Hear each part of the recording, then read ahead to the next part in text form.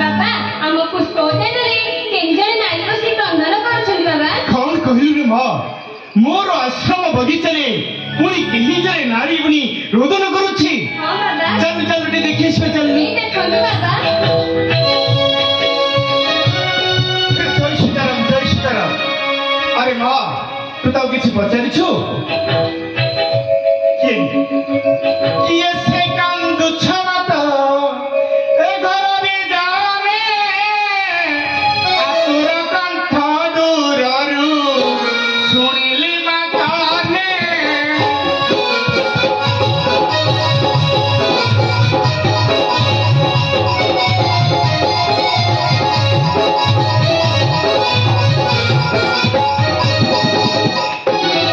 ये से काज जाई छी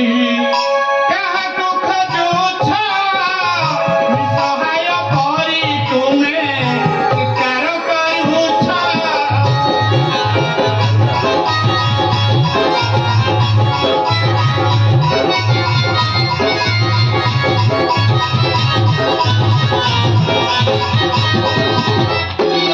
बहु हिंस्र जंतु छाती एहु घर बना काहे पाई आस तुमे एक जन शून्य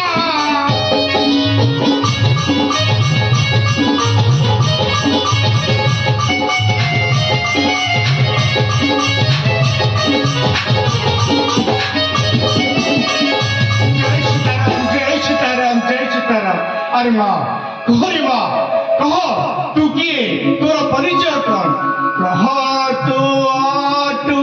कहार दुहिता के तोरा पिता के तोरा माता जय सीताराम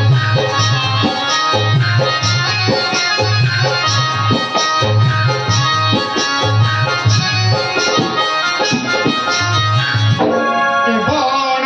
देशरे भरत ससुरांग राम दुहासात राम कनियाटे के तोहरा राम कनियाटे के तोहरा जय सीताराम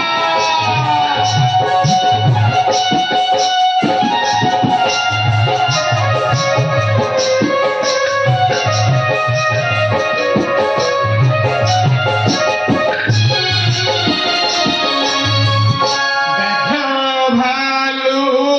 सिंह तोरा पायारे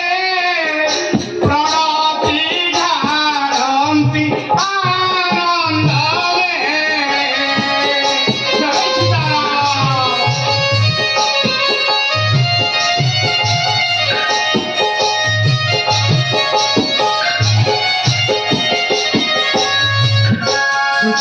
सारी पीठ अलहद में रवंती कौतुके उल्लास में दुखे मुर्गुनी बने दुखे मुर्गुनी बने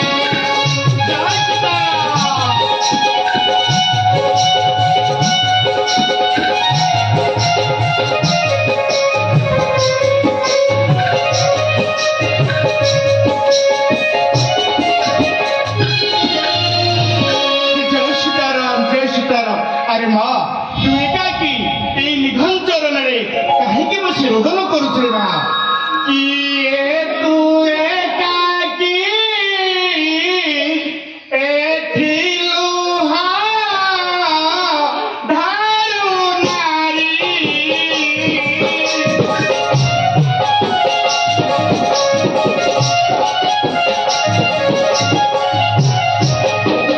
काहे पाई बने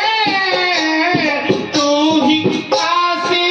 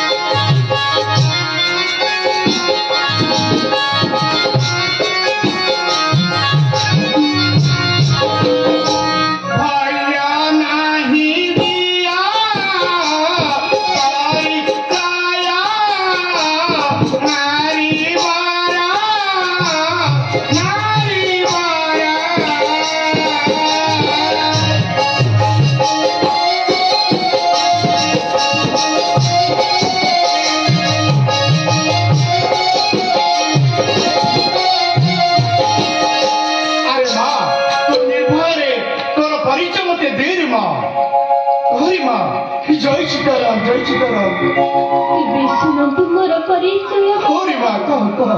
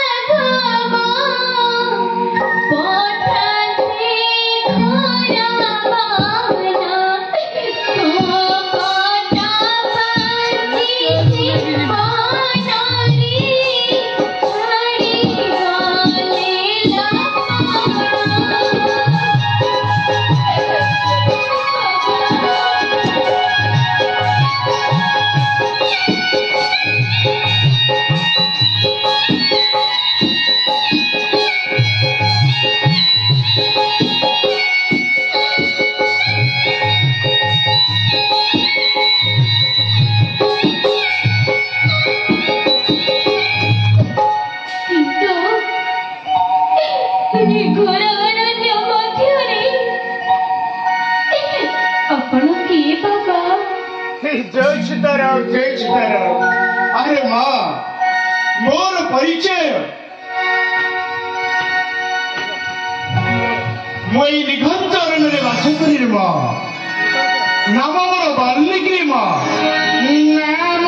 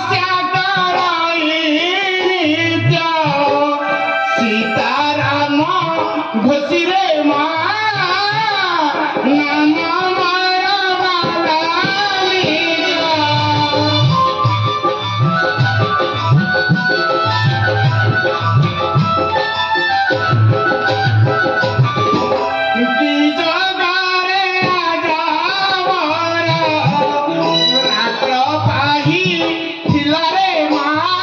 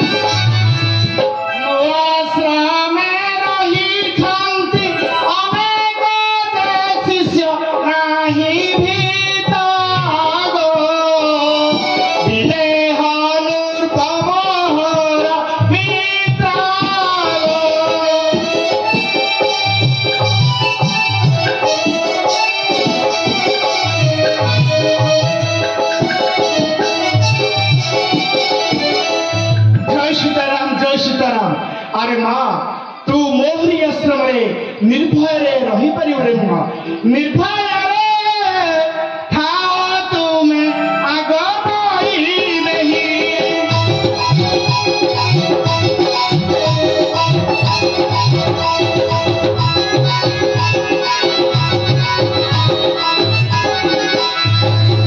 ମୋ ଆଶ୍ରମେ ବିଭାଗ ମାତା ବଢ଼ିବେହି।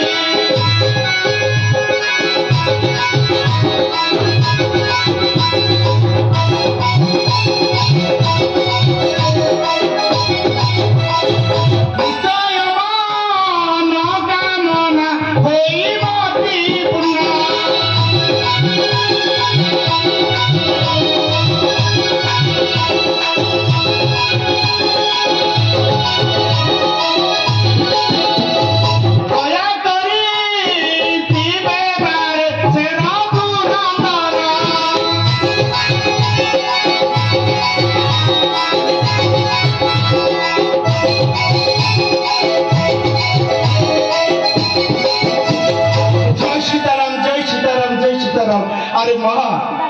माँ को जतन के अवहेला करू ना रे माँ